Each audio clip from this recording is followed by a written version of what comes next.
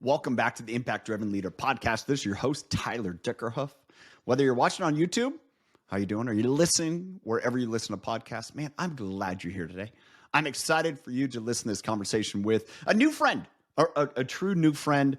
Man, we have really hit it off, Eric Pfeiffer. Eric is the author of Leadership Gravitas. He is also the co-founder of a coaching organization, MPWR Coaching, and works with clients throughout the U.S. and has a long history of being in this space. And one of the things that I really enjoyed from this conversation with Eric is, I didn't know this until reading the book, how much the experiences I had paralleled his own. Meaning he got kind of kicked in the guts one day. It lost, one of their clients, as he talks about in the book, and that really forced him to look at the world around him. It addressed those blind spots. He'll talk about it in this interview, the 4 different quadrants of leadership gravitas that he goes through, and the first one is self-awareness. And I think that is the biggest, probably, tool that any person and or leader, and remember, everyone's got to lead themselves first, so you're a leader, can really tap into to grow and develop. We talk about that. We talk about a lot of other factors. And part of that self-awareness is taking personal responsibility. You are where you are. As a previous book that we talked about in the Impact Driven Leader Book Club, Hero on a Mission, is like taking agency. I encourage you to take some notes today. Man, if you could share this episode, I know I'd be grateful. I know Eric would be grateful to add value to someone's life. If you get value out of this, let me know. Rate, review this podcast wherever you watch. Comment on YouTube. I'd love for you to do that. Let me know what you think, what value you got from this episode. I'll see you as we wrap this one up, but stay tuned and listen into this conversation with Eric Pfeiffer. Eric, welcome to the Impact Driven Leader podcast, man. I'm excited to have this conversation with you, and thankful that our paths have crossed. And as I, have gotten to know you in our previous conversation, reading your book and everything, it's like, man, we are two people cut from the same cloth, as I can see, as we've talked about before. And that's exciting to me because it means that I'm not a complete fool when it comes to this leadership stuff, that actually the stuff that I'm learning and figuring out, other people are grasping or have grasped too. Absolutely, buddy. Well, Tyler, it's great to be with you. I know we shared a brief conversation leading up to this podcast, and I think we did determine very quickly that actually we're friends already. So yeah, I'm excited to jump into the conversation and happy to follow the journey wherever you want to take it. So I'd love to, kind of first start off about you. And a lot of it is in your book, Leadership Gravitas, which just released earlier this year. That's how, got to know a little bit more about you. We have mutual friends that kind of, spurred that connection there. But I'd like to know, just share for the audience yourself, your experience in leadership. And as you describe in the book, man, I can relate so much. I've been through that same path that led me to the same places. But I'd love to take the audience through that journey as well. Yeah. So I'll give you some different details. If you want more, just ask more. Yeah, let's go. I'm 45, going on 46. So I'm in that midlife season and doing a lot of reflection, man, on the journey I've been on. It's a pivotal kind of juncture for, I think, most people in their careers, their lives, their families. I've been married for almost 21 years. I've got a 19-year-old daughter and a 17-year-old son. They have played very much a significant role in my own journey, because I believe leadership is really a synonym for influence. And so my journey of being married and having kids and friends, and all that's all been a part of the background of my journey and what comes out in the book. I've led for a lot of years in a lot of different contexts, in the nonprofit world and the for-profit world. And I think, like a lot of people, I spent so many years realizing that my leadership journey was not going to be determined by everybody around me, like I once believed. I like to blame people and project responsibility on my successes and failures on everybody around me. But, through mentorship and a lot of help, I realized, hey, you know what? I'm actually a lot more in charge of my own leadership journey than I realized. And so that started me down this path of studying and learning from a lot of different sources more about myself and about my journey and what it meant to take responsibility for my leadership journey in every area of my life. And so what comes out now, either in my coaching business, in my book, in a recent, not a recent, but an e-course that's coming out actually this week, which is exciting, is really the overflow of what I've learned from people smarter than me and from my own journey, and in hopes to help other people unlock their own personal potential and to be set free from the kind of victim villain mindset that we often fall prey to when things aren't going our way. All right, so that's a whole can of a lot of things that we can dig into and relate to. I mean, as you're sharing that, it's kind of like, yes, I relate there and I relate there, as we've talked about before. So let's go back into this. You mentioned it briefly there. It was kind of I don't want to say the crux, but really the development of your, oh man, I got to get better at this. I got to figure out my problems, as you describe in your book. And that's that personal responsibility. If I were to label it, it was kind of the armor that you put on, as I believe we all wear insecurity and we all have insecurities. We guard that with an armor. And for you, as you mentioned, it was putting blame on others, and you had to come to the day to take personal responsibility. So as a person that I would call, a young Gen X, an older millennial, I'm right in that same boat. A lot of our listeners are as well, and kind of going through that same path of you as you have, that I have. Explain to me why it was such a struggle at first to take personal responsibility, but then really what happens once you did. Well, I mean, I want to begin by saying that I think personal responsibility is a skill that we can develop. And I think maybe some of us, based on our personality or natural wiring, might be more naturally disposed, but it was something that I didn't grow up learning about, quite frankly. It wasn't something, my parents invested a lot of amazing stuff into me and my 4 siblings, but this wasn't an area that was spoken a lot about. It wasn't an area of discipline. It wasn't talked about. And so I think, like most of us as human beings, I think we all have self-protecting mechanisms, right? I think in general, as human beings, we don't want to be seen as flawed or failures or inadequate and all that kind of stuff. It exposes insecurities. And even more now in our social media driven world, I mean, we're constantly trying to keep up with the Joneses in a whole new way. And that puts us oftentimes in a position where we want to hide our struggles rather than expose them. And so I think, it's pretty common, I think, to most people, the experience of hiding those inadequacies. And we're going to find one way or another. So for some of us, we're going to project that responsibility onto the people, the circumstances. And we can go as far back as saying, my great, great, great so-and-so did this, and that's why I'm where I am at today. And they're obviously, I think things actually do float down river. I mentioned this in my book.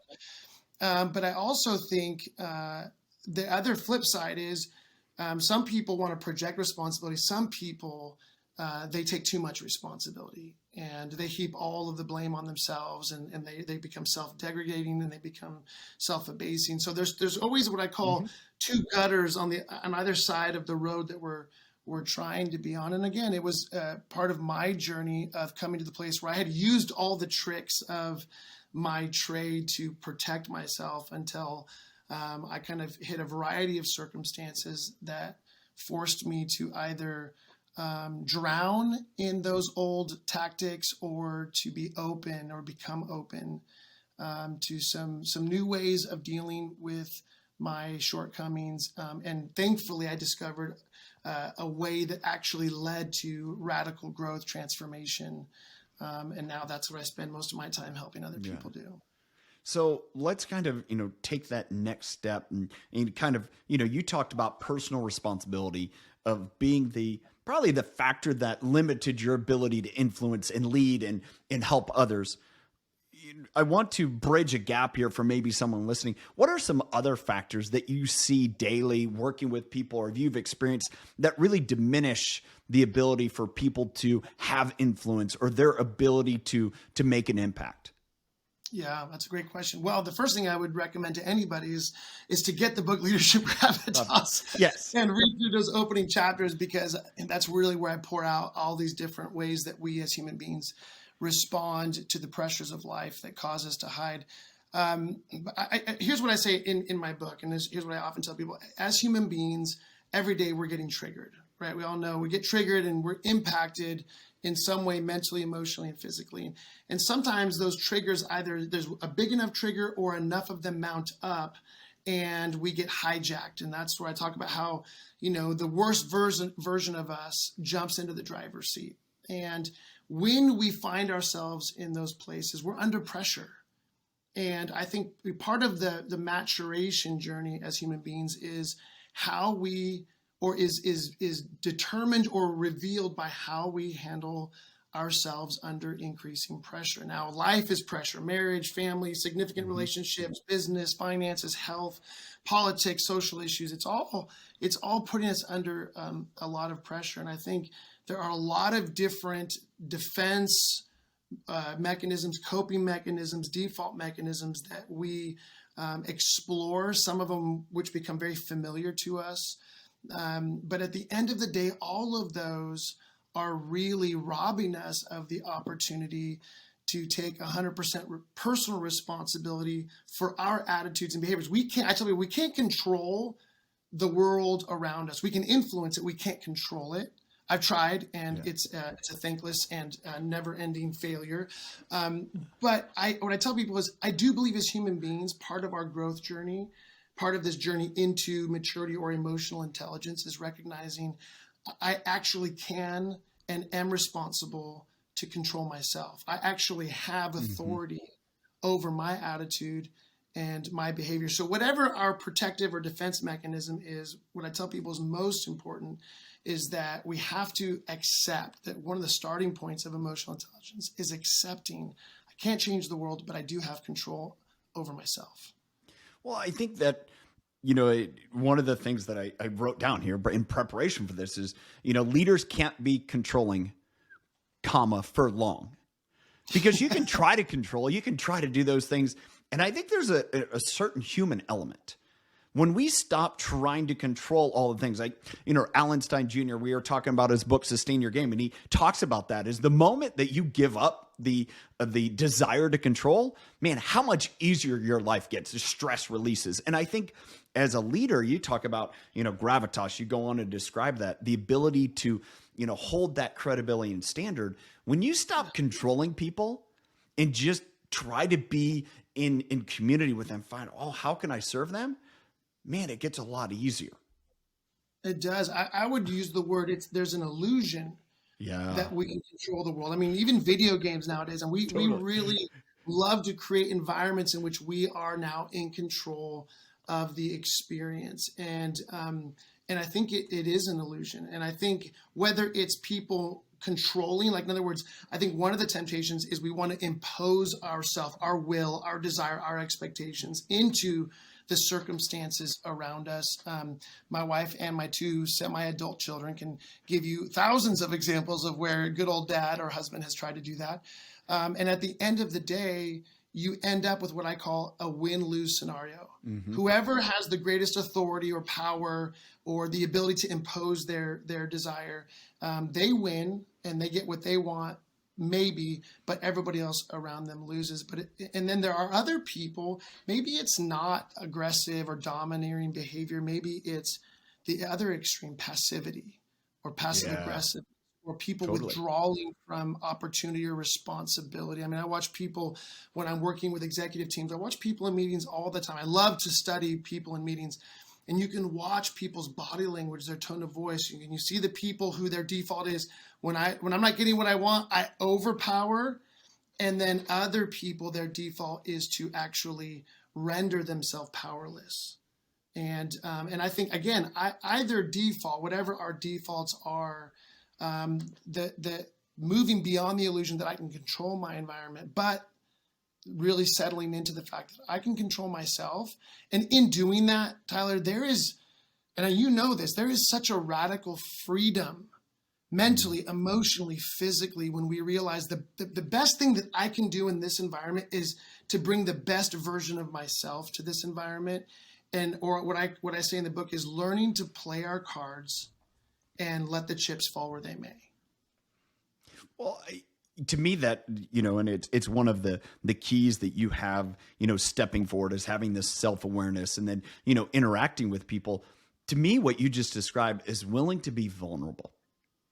And it's doing so not to dump on people, but just saying, hey, take me as I am. You know what? As a friend of mine says, and I've said before here, I'm throwing my arms open. I'm saying it is what it is. If I have sweaty pits, I'm not trying to hide them, and it's okay. And I think there's such an endearment that our society has, and it's been popular the last few years.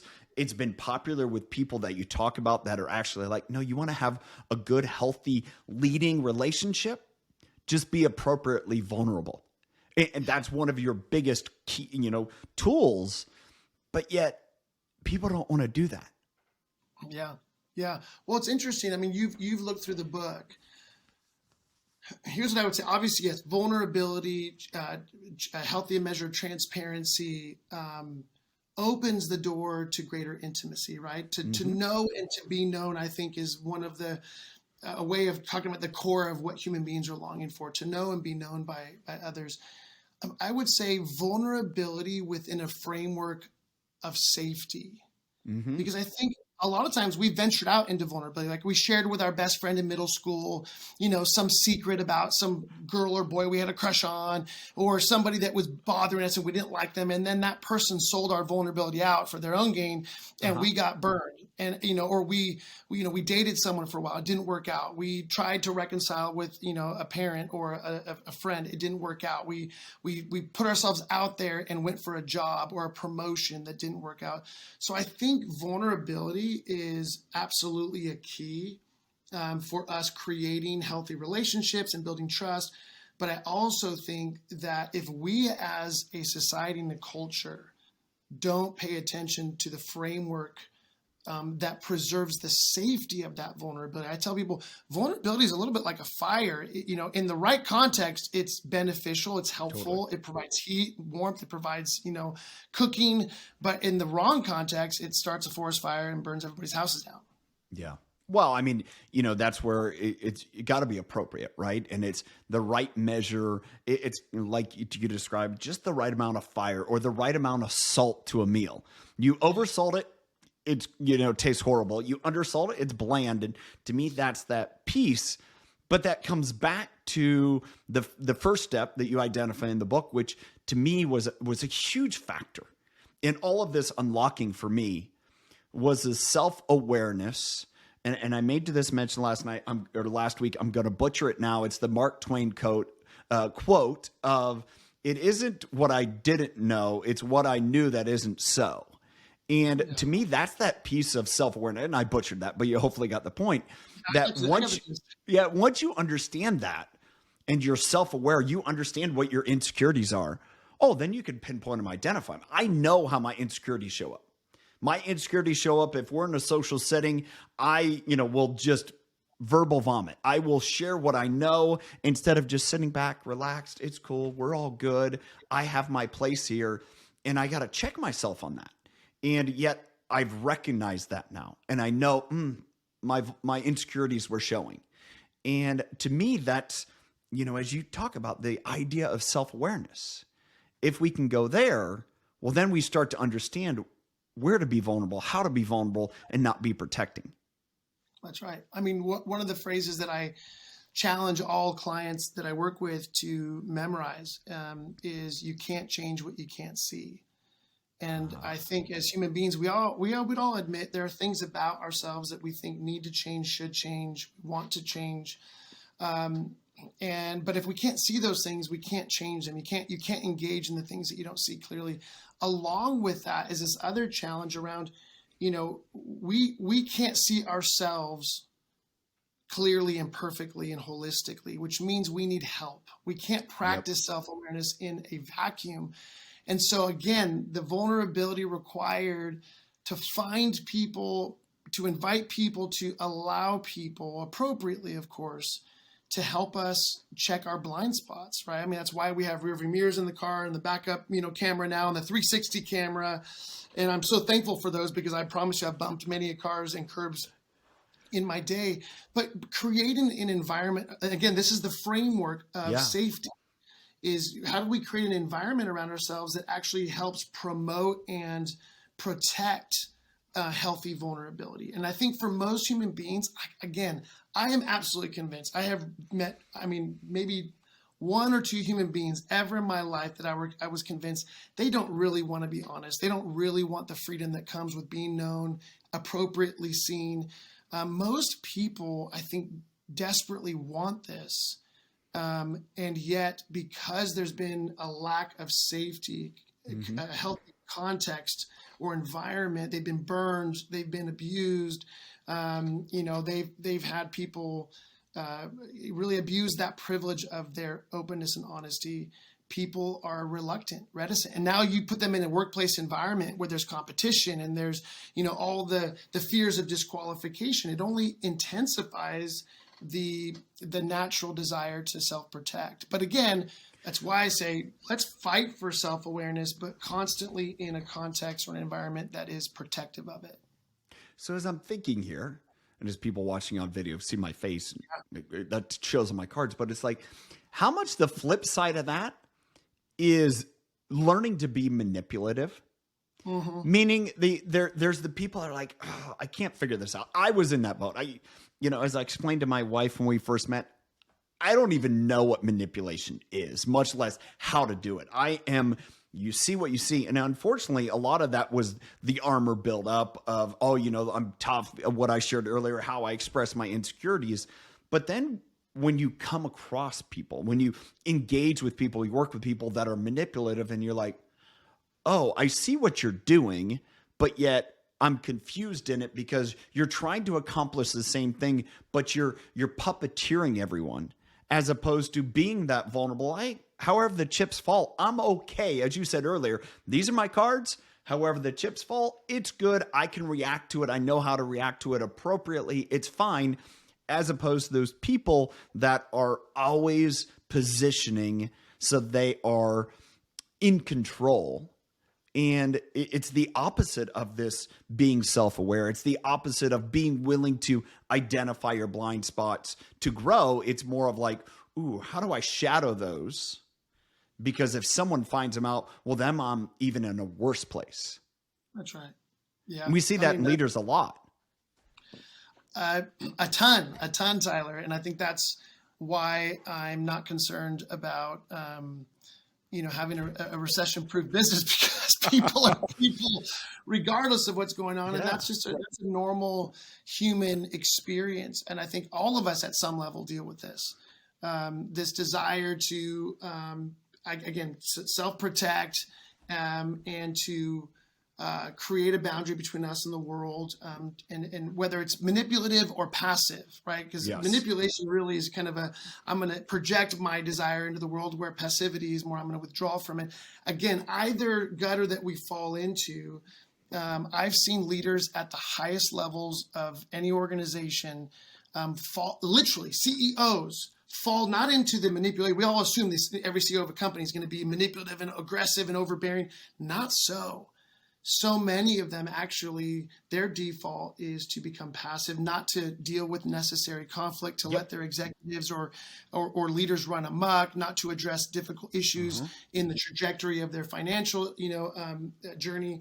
And so either way, understanding those are the two temptations on either side, and then to ask the question, what does it look like for us individually? And then obviously whatever context we find ourselves in, how do we create this? Well, people would say it's either or, but rather let's do a both and. How do we create an environment where we're able to promote the simple practices of vulnerability, transparency, and a healthy degree of self-awareness, but also to do that in a context where we're not constantly under threat and fear of whatever's going to be found out is going to disqualify me from future promotions or opportunities, or I'm going to get fired, or, it means I'm going to be passed up over other folks.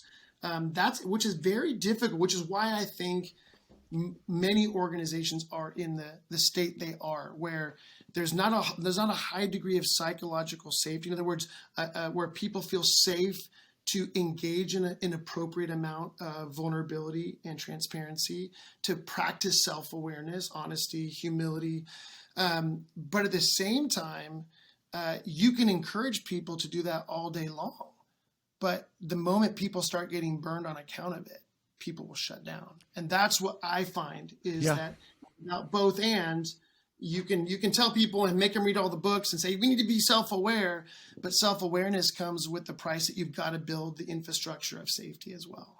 Yeah, well, I think as you're sharing that, and I'm thinking of personal accounts of described that, Alan Mulally talked about that at Ford. He walks into Ford and they're used to, if there's a problem, you just get axed. You get cut, the trap door opens, you're gone. And he had to rebuild that corporate trust to say, bring your problems to me. We're losing a boatload of money. There's got to be problems. And it took a while to build up that safety. I was reflecting recently a story about an individual in the military. And he was saying that, yes, you want to be vulnerable and go get help, but you can't, because if you do, it shows weakness. And yet once you get to a certain level, then they're actually, well, that is good. And it's just that double-edged sword that you're constantly fighting with. And it happens in a lot of organizations. We look at it right now. We go back to the Olympics and Simone Biles. She talks about, her mental health, and people were on two ends of the poles. Either, well, great, good for you that you went and admitted that. And the other people are like, you're a professional athlete. Olympic athlete, you should be able to deal with that. And there's a little grace in our society for, hey, you know what? What's right for the person? That's what matters. And not having the empathy to understand, to walk through them. And I know, that's one of the things that we commented, we share this idea of, humility and empathy being the real answer. Once we've identified our own issues, we help lead ourselves, and then we go into others. Like, man, we got to do so with humility and empathy. So I'd love for you to kind of, bridge that gap. How did you discover that personally? Because I also know that you had to learn empathy. I've had to learn empathy. I've had to develop empathy. I can sit here, and I know you can admit to this as well. Empathy is absolutely a skill that you can develop. If somebody tells you don't have empathy, then that's fine. Tell them to come back in a few months and you can have more. But I'd love to know how that evolved for you. That's a great question. Well, to springboard off of the Simone Biles example, it's a great example. And it's not just her. She really opened the door for so many other people to come out and say, hey, I'm struggling with mental health issues. And I think what we're discovering with all of these people coming out and saying, hey, I'm struggling too, right? We call this the struggling too movement, right? I think what it's doing for us is it's helping us as a culture, right? The North American culture, in my estimation, is a success-driven culture. We're measured by our success. We love our celebrities. We love our social media influencers. We love the people that somehow represent some form of success or notoriety that I think all of us probably at some point secretly wish we had. And I don't think there's something necessarily wrong with it all, except when we choose to, what I call choose one over the other. Mm-hmm. When we choose productivity, performance over mental health, for example, we sacrifice mental health on the altar of performance. Well, what happens is inevitably those people are going to burn out. And so even if they don't say something about it, the number of athletes, actors, actresses, CEOs, people who are significant influencers in our world who have burned out on the altar of trying to produce one more thing because their identity, their sense of personal self-worth was tied up in that. And again, I love productivity. I love the idea of being profitable. But when we choose either or, what we find is we undermine the opportunity for long-term sustainable success, which by success, I mean success has to include both productivity and health. And so I jump in and say it's the difference between success and significance. And when you're chasing success, you're not going to find it. When you drive for significance, it's what you're describing, in my opinion. That significance is like, you know what? I do have value and meaning. Yeah. So here's what I'm doing, Tyler. And again, this is just my approach. Yeah. Some words are worth redefining, fighting for, redeeming. Some words are worth finding new words. And I think what has happened is people are starting to say, it's not just about success, it's about significance, right? That's like saying we're going to use a new word so that we can actually redefine what we mean by success. Yes. I love it. I agree with you. I think we're saying the same thing in two different ways. I'm choosing to redefine success. Yeah, and I like success has to be a both and pursuit. And go on. Does it go back to the Earl Nightingale? So Earl Nightingale's definition of success is the worthy pursuit of an ideal. If you are a success because you are progressing towards an ideal. That was his definition of success. And as I'm hearing from you, it's like, man, let's go back to that, as opposed to, this image and picture of success means in our world today. You love it. A success in our world today is you're flying on your private jet. It's the success in our world is you have this big, monstrous mansion that overlooks the ocean. Oh, that you aren't successful if you don't have those things, right? Yeah. And what I would say is I think there are just as many people who their definition of success is if I can just put food on the table and I work 6 jobs. 100%. Right. So I think for me, and you'll see this in the book I wrote, you'll see this in all of our coaching. We're trying to push people beyond the either or. It's either like the celebrity and you're on your private jet and you're at all these parties, or I'm at home and I'm healthy, but I'm not successful. So I'm just trying to push for people to say success is what I think all human beings are hardwired for. And what I think we need to do is redefine success as the pursuit of productivity, profitability, and whatever it is that our quote unquote mission is. Because I think all human beings are hardwired to be on mission for something. But I also think we have to integrate that with the pursuit of personal and relational health. Because I think as human beings, sociologically, anthropologically, we see that we're tribal creatures, and all people in all history have always been about the business of something. Building something, fighting for something, creating something, promoting something. So I think and I've heard people talk about this. Different authors have started to use the language like family on mission, tribe on mission, team on mission, right? And so I think what they're trying to do is they're trying to capture a vision for success that would suggest we have to fight for both in an integrated way if we're going to be successful. And here's what I would say is that the pursuit of emotional intelligence is actually rooted in an understanding that these two are actually two sides of the same coin. Our relational, emotional, mental, psychological health and a relation, which, is part of relational health, is as important and actually is responsible in many ways for our productivity, profitability, and whatever our mission represents. Is that making sense?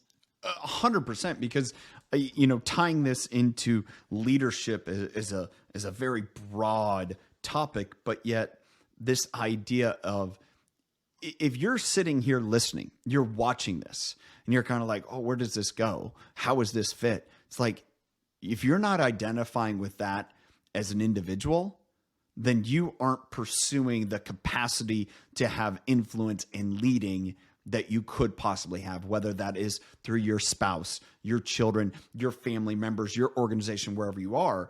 And to me, it's the establishment of that. It's the understanding of the emotional side, as the Simone Biles, this professional athlete is like, man, I'm being challenged. That's diminishing my ability to have an impact and perform. I need to address that, because it's not just me. There are other people that are at risk, or there's vulnerability to them if I'm not at my best. Navy SEALs you go through the whole litany of professions that it can be very, very dramatic if you're not at your peak performance, much less a parent. And Yeah. I look at that to say, if we're to tie this back into, if we're humbly able to accept where we're at, and then we're vulnerably able to ask for help and receive empathy from others and express empathy to others in order to walk through that. It's like, hey, I need help. Oh, and Eric's like, you're like, okay, I can help you. Well, that means I have to open my arms. You have to open your arms. Now we can walk together. Yeah. And if you were like you were saying earlier, if there isn't that safety, in other words, if I open my arms and say, Eric, this is what I'm dealing with, I need help, and you're like, sounds like you got a problem, dude, then I'm going to turn, and one, I'm going to have this mask, but I'm also going to say, well, I can't go to him when I have issues. All he wants from me is XYZ. That's right. So can I tie this back into, I want to tie this back into the leadership, because I know there's a leadership podcast. Yeah. And I think the assumption is this is all leadership communication, but here's an interesting observation that I've been sitting on for years now, because you asked me earlier, what was your journey? This is part of my journey. Was I as a Gen Xer, now we're making big, broad stroke generalizations, so forgive me for that, but I think, they're generalizations for a reason, some truth. As a Gen Xer, I grew up on the heels of the boomers and the builders, and I grew up in a transition. I think I represent a transitional generation between the boomer builders and then the millennial and Gen Zers and everybody else, that's coming down. Is I think for a long time, especially in the workforce, the mentality, the culture was you exist to serve the mission of the business. And I'm going to say ... at all costs. So for a long time, it was just understood that you were expected to sacrifice mental, emotional, relational health on the altar of whatever was in the best interest of building the business, getting the project done, landing the client, making more money, whatever the case was. Now, thankfully, we have a whole generation that's coming into the workforce and very quickly are coming into power in the workforce, the millennials. Mm-hmm. And what they're saying is there's almost, which is normal for human beings, right? We're creatures of overreaction. And their response is, we've seen how that goes. We've seen all the divorce statistics in our culture. We've seen families fall apart. And I watched mom and dad or whoever sacrifice their personal health and relational health on the altar of the mission or the business. And that didn't work well, because now we're picking up the pieces of all the brokenness and dysfunction. Mm-hmm. Thankfully, they're a hopeful generation. And they're coming in and saying, hey, we want things to be different. Now, here's what I've also seen. One of my business partners is a millennial, and so we have a lot of fun processing and together trying to model something differently. I will often share with him that my observation after so many hours of conversation with millennials is I think there's a little bit of an overreaction. There's almost a sense now that my personal health, my relational health needs to come ahead of the mission of the business. Now, as is often the case, when there's two, opposite sides, they're going to play tug of war, and you're watching this happen right now, and it's pretty intense in a lot of workplaces. But here's what I think the win is. I think the win is in both generations, in both kind of these polar opposites pulling on each other to recognize that it's actually not either or, right? Because the millennial generation, if I'm honest, they want to be significant at 22. I'm like, dude, at no point in history were people significant at 22. At no point in history were you the owner of multiple businesses and making millions of dollars. Also, social media has told us now we can have it all at 22, 23 years old because a few people have found a way towards that. But the natural journey, I think, for people is you pay your dues, you grow through your character, you learn new skills, you work through a variety of roles and responsibilities until you find the right fit. Fine. So I think it's the older generation, and this is how I coach businesses right now, the older generation recognizing, hey, you've got to integrate the value of personal health far more than you are today if you want to keep these high-performing millennials around. But at the same time, I have to coach a lot of millennials in the reverse. Hey, you need to value what that older generation learned: discipline, hard work, tenacity, staying in a similar place for long enough to actually squeeze out the wisdom and learning from experience that you're only going to get by being with a company more than 3 weeks, and inviting people to see both ends, because that was my experience. I was in the middle, and I understood the expectations of the older generation, and yet I also was struggling internally with this desire of, why doesn't anybody care more about me? And so what I've decided is, you know what, I can be mad at either side of the conversation, or I can say, I'm going to try and fight for and model in myself and with the clients we work with to say, let's fight for both and an integrated approach to this tension. Well, and I think that's the impetus behind this podcast. That's the great challenge that, I would say this coming to age leaders in the Gen X millennial, the older millennials, the Gen X that are now in we'll say a very driving position leadership wise, that we're trying to balance the baby boomer, oh, it's got to be like this, and the millennials, like, the classic, I don't want to do anything. It's like, and we're there, that leader right now is bridging that gap. And I think you did a great job of describing that. It's like, you need to take a little bit, the pendulums are swinging both ways to say, hey, let's temper this and say you're both right. And I think the great, lesson there is to just say, hey, it isn't this way or that way. It isn't my way, the highway, or some other way. It's like, how can we coexist in this to understand you're important, but also that the mission of the business is important, because you can't separate the inside person from the outside person. So in other words, whoever you are at work, you are the same outside of work. Peter Drucker comments about that. Now all of a sudden as I read that, it's coming back around. It's like, well, that makes sense. It's got to be good for everyone. And yet that's a hard concept, because for a generation ourselves, we saw this, hey, work here 40 years, we'll take care of you. And then all of a sudden layoffs happen. And you're like, well, you're not taking care of everyone. Now millennials have seen that, and they don't trust going back to the safety, because you're like, well, you said you were going to take care of me. And then when things got tough, you just laid me off.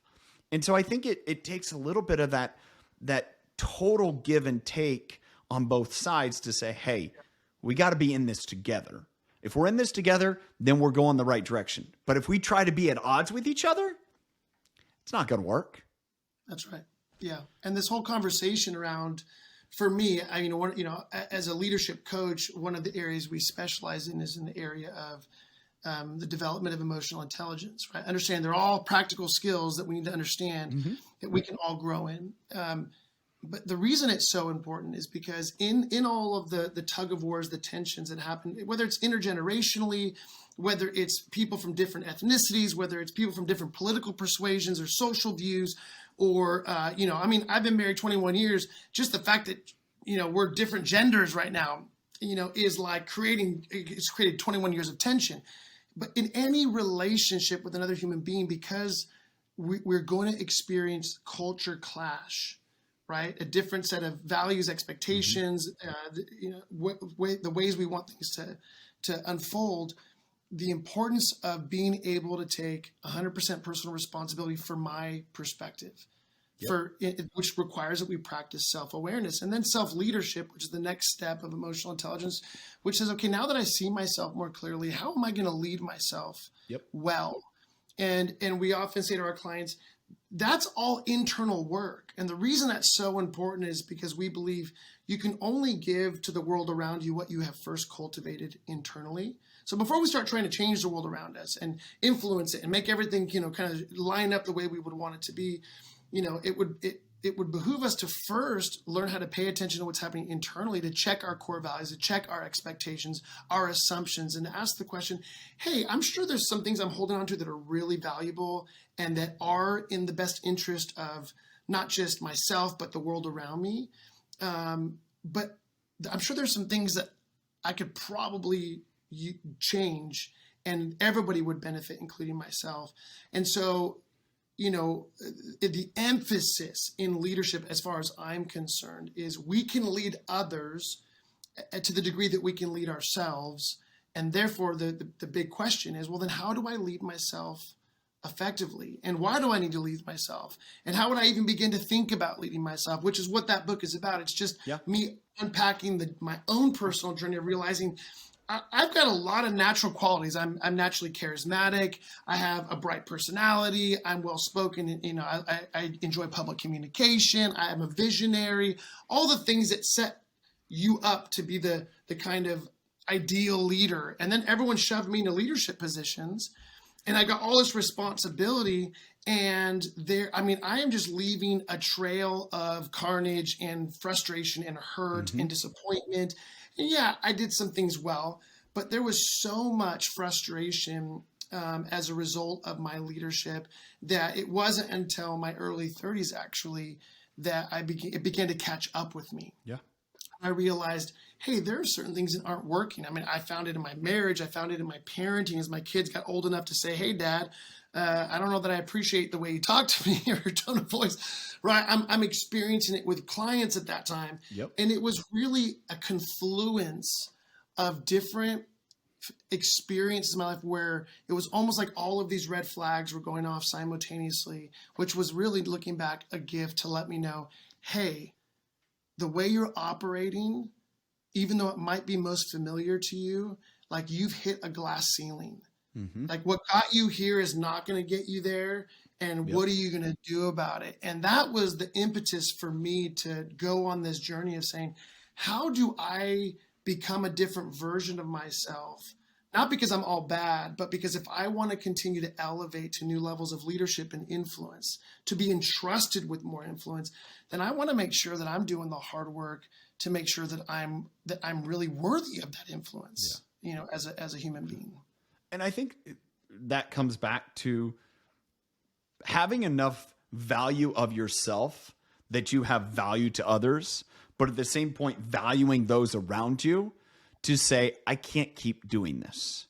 Right. And I think you have to have that appreciation of yourself, self-love as you describe, but the humility to say, hey, other people have value too, and I can add value to them. And in that conglomeration of those two, to me, as you describe that, it's like, yeah, that was the path that I walked as well. I mean, if I wanted my wife on here, she'd say, yep, that's what happened. And, you know, to a testament of, I walked through this, I'm like, yes.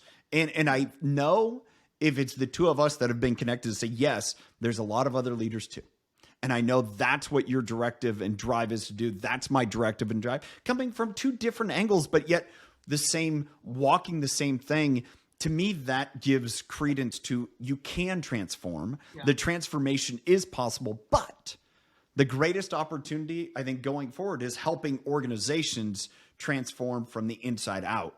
And that's what you talk a lot about. I appreciate and love, because you're right. There's no lack of leadership challenge in this world.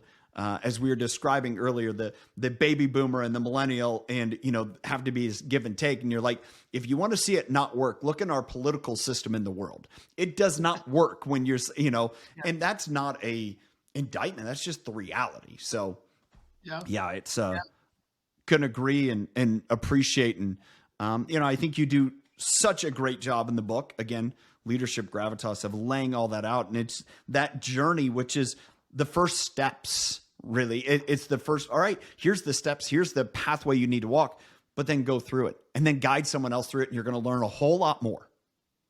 Yeah. What the book does, I think, well, is we lay out the kind of the key skills of practicing these, you know, these different ideas of what are the three core skills of self-awareness, and then of self-leadership, then other awareness, othership. But it's also about creating the framework, the context for safety, so that people feel encouraged. They feel like they can take a risk and venture into these different skills, because they're not afraid anymore that they're going to get burned, or they're going to be disqualified or demoted because of their inadequacies. And I can't reiterate enough the importance of emotional intelligence. If I'm honest, Tyler, it's become a hot topic conversation. Oh, yeah. Gary Vaynerchuk he's the EQ specialist, right? He was the grind specialist, and now and I love it. I'm like, yeah, I'm glad. Yes. I don't know what happened in his life or his leadership that he decided to change his tune a little bit. But what I do know is that we need more advocates, and yet it's one thing to talk about vulnerability and self-awareness, but if we don't put into the hands of everyday leaders the practical skills and for not only practicing emotional touch, but for creating a psychologically safe environment, Yep. then what'll happen is in 5 years from now, we'll look back and be like, oh, that was a cute fad. And we'll have moved on to something else that sounds great, but we're not sure how to practice. As a final point, as you look around organizations that have embodied that and done that, and the leaders that are humble, they're empathetic, they are vulnerable, and yet they're kindly strong. As I stop and think about those, as I think about that person that model, male, female, doesn't matter, whatever else, those are organizations that have actually weathered the storm the best. And I think we're coming into a day and age, as you mentioned, Gary Vee, as you mentioned, others that are realizing, hey, this hard, callous, tough, male, female, it doesn't matter. They exhibit in both. That leadership style is not going to win going forward. It is a much more mature. It's a much more endearing. It's a much more embracive type personality that is actually going to move people forward. And I think that's a big wrestle for a lot of it. It's something I've had to go through, and I'm so thankful that I have. But again, it's a transformation process. Other people. Could you imagine if we had? I mean, we do now, but if we could make the norm within the organizations, the businesses of our culture, if the norm was we care as much about you as a human being and your personal health as we do about the role you play in helping us be incredibly productive and profitable. Because that's the lie. Those are not mutually exclusive. Mm-hmm. We need to fight for the both. And I think that's what we're fighting for, Tyler. We are literally fighting to continue to build a business that moves the needle on this issue, not just for a few businesses, but for the leadership culture of our country and of our world. Because I really believe if we can do that, 50 to 100 years from now, we're going to look back and be like, that radically changed the way that we do business. And now people are happier, people are healthier, and the world is a better place because of it. Love it. We could talk for a long time. For a long time. I know we will in the future. Hey, Eric, thanks so much. Thanks so much for sharing time with the audience for your book. Appreciate it. And look forward to the next time we get to chat. Absolutely, Tyler. Thank you, my friend. Thank you. There's a fun fact that I want to end this episode with, and this is maybe a fact of my life. As I talked to Eric and, as I shared, man, the experiences that he had in his early 30s that I experienced myself in business, where I lost 25% of my income in one day in my consulting business because I lost one client. That one client made up I can relate to what Eric was saying about, when he walked into his office, his boss's office, as he talks about in the book. And it's like, well, that's our biggest client. What are we going to do?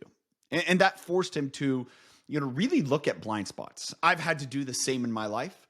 And so when I hear that and I see that, I get excited because that means I'm probably onto something that is meaningful. If you got value from that, or maybe you're experiencing that, man, I'd love to partner with you and walk through with you and what that looks like. I'd love for you to join the impact-driven leader community where we really kind of help each other through it. One of the things that Eric talked about, and I believe this entirely, we don't know what we don't know because we don't know. And the only way for we to know what we don't know is when someone else helps expose us to it. That to me is the value of the roundtable. That's why we have the Impact-Driven Leader Roundtable, where we talk about books like Eric's books. We talk about other things in this leadership space and capacity. Why? Because I need exposed to my blind spots. I need that because I know that's how I'm going to be able to lead better for myself and others. And I know I'm not alone in that. If you're feeling this challenge of now you're in this season like Eric talked about, where you're in between these generations of the baby boomers and the millennials and Gen Zs, and you're like, how do I do this? What does this look like? I have to manage these directives. I know this is a place for you. That's why this podcast is what it is to help support and guide leaders that have had to go through the same journey that Eric talks about, that I'm going through and have gone through. And I want to let you know you're not alone. And I'd gladly put my arm around you and walk with you, because to me, that is what this is about. It's doing it together. You got to do it for you. You got to do it on your own, but you don't have to do it alone. And that's what I encourage you with as we end today. Thanks again for tuning in, for watching, for listening. I appreciate you being in the audience and appreciate you allowing me to bring guests like Eric and share his story and hopefully shine a little light on this whole leadership community. As he talked about, there's a great need for it, an even bigger need. And that's because of the world we live in. So again, thanks for tuning in. Until next time, have a good one.